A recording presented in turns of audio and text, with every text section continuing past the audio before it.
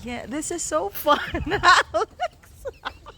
Nag-date kami ni Alex sa La Mesa Eco Park. Nandito lang yan sa Fairview.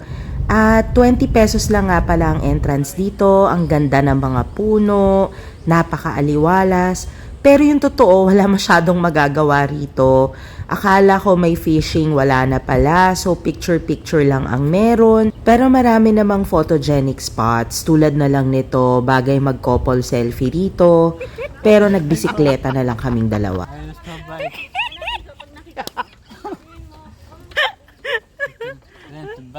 No.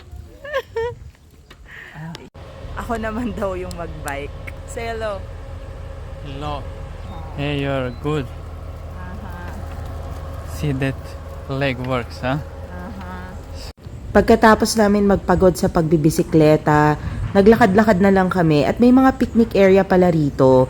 So kung pupunta kayo, maganda magdala na kayo ng sarili nyong food kasi hindi ganun kasarap yung pagkain dito. I'm so sorry.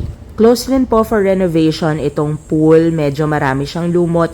Hindi rin kayo makakapasok. So kung pupunta po kayo sa Eco Park, talagang ang pupuntahan nyo dito is nature. Magdala na kayo ng pagkain and magbibisi-bisikleta lang kayo. But it's nice naman po.